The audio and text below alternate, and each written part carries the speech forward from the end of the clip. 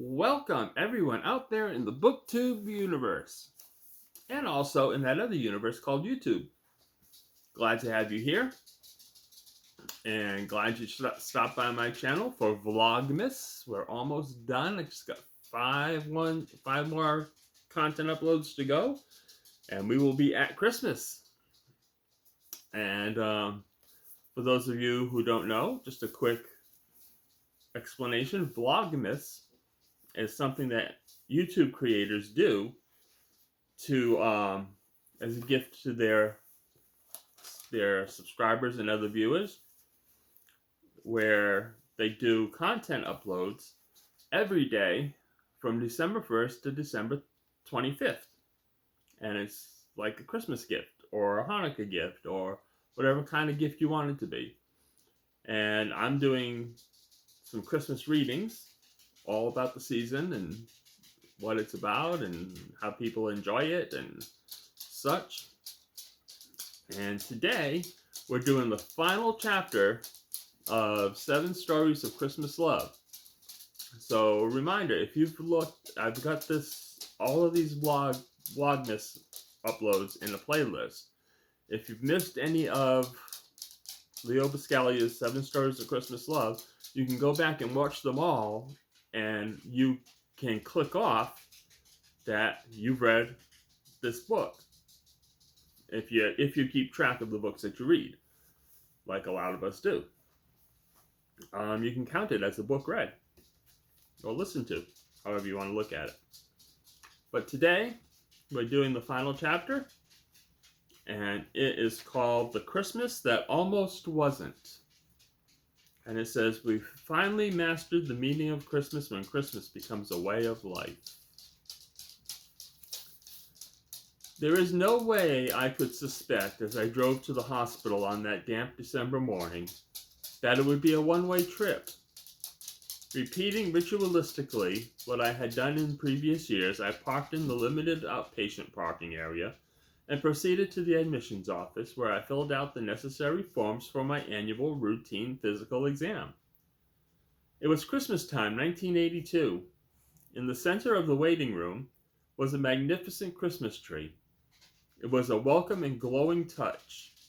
Carols were being piped in via Muzak, and to keep us mindful of this special time of year, and to remind us that 'tis the season to be jolly, that we'd better be good, that we should be decorating the halls with boughs of holly, and generally preparing us for the holy night to come. I love the feel of holidays. They have always been eagerly anticipated family events for the Buscalias. When Papa was dying, he called my eldest sister to his bedside and pleaded with her to take on the role of keeping the family together. He was convinced, as was Mama before him, that the best way to do this was with frequent joint celebrations over food. "Rituals are good for the mind and the heart," he'd say. "They give us something to look forward to count on. There can never be enough time for celebration." My sister took this mandate so to heart that she and her husband built a huge family room, which they were certain would last for generations of family gatherings. Holiday get-togethers for the family would be assured. In a few years, it became apparent that only if we were to hire the grand ballroom of the local hotel could we house the entire family in one place at one time. Families, especially Italian families, have a way of growing and getting out of hand. We were compelled to divide into 2 groups of revelers in 2 separate locations. So it was on this Christmas.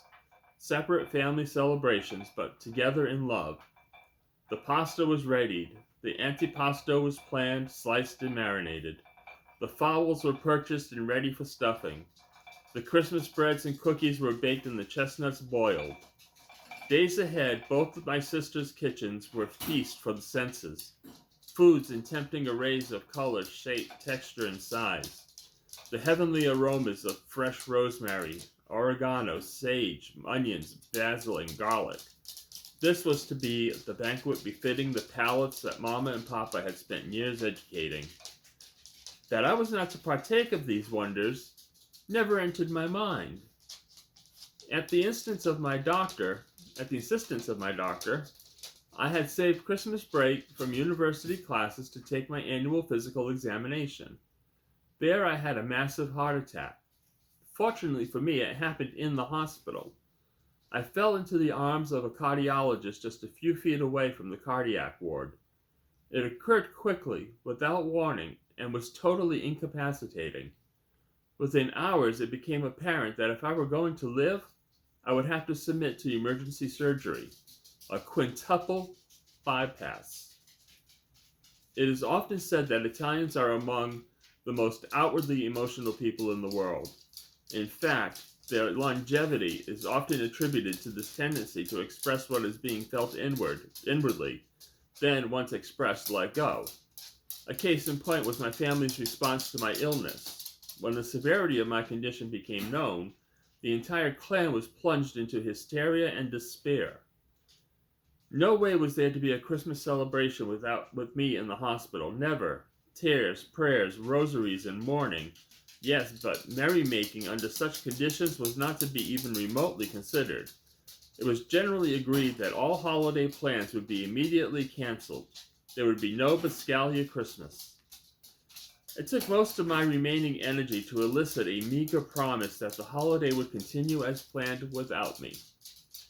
After all, I reasoned, everything was ready. The food they would have to eat, the meeting place, and they would want to be near their family at such a time, the gifts already purchased and wrapped and under the tree, and I would not want to be the cause of the children missing out on what they had been so long anticipating.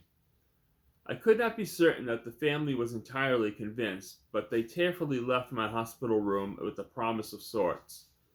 They would get together for my sake, but they would not be happy about it. Finally, alone in the silence of my room, I became acutely aware of the presence of Christmas. All the nurses were wearing corsages of holly and mistletoe. Decorated trees were giving off the scent of fresh pine. Carols blended softly with the routine hospital noises. Silent night, holy night. The monitors above my head, constantly recording my heart activity, continued to suggest the urgency of my condition and the awesome realization that this might well be my last Christmas. It's a strange and inexplicable characteristic of human beings that we never seem to appreciate things until there is a possibility of having them taken from us. Small things that don't always rate our attention take on renewed meaning. We begin to see more clearly how we sometimes lose ourselves in the mundane and the unimportant. We wonder how we found so many petty things to grumble about, or why we failed to stop long enough to experience the beauty of the season and the wonder of giving and celebrating.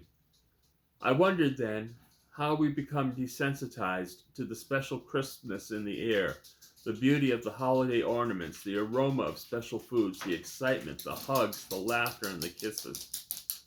It was very sobering to realize that by morning, all these things might be taken from me, lost forever. Thankfully, in spite of some minor complications, the operation was a success. The whole situation took on a sense of a miracle. A surgeon, whom I had met only briefly, had with a knowing touch taken my heart into his hand, attached new arteries to it, and placed it carefully back in place. A rebirth of sorts. The wonder of it all. I awoke in intensive care. It was like moving through a deep fog, aware yet lost.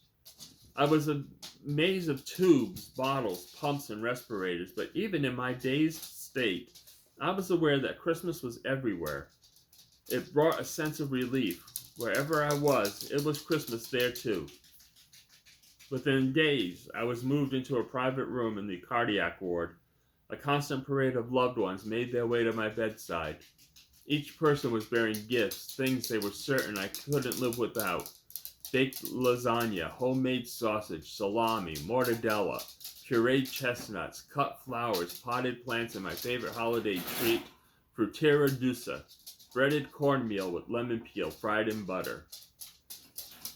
By week's end, my room looked and smelled like nothing so much as the gala opening of an Italian deli. It wasn't like being at home, of course. I missed the children and the noise, but it was certainly the next best thing.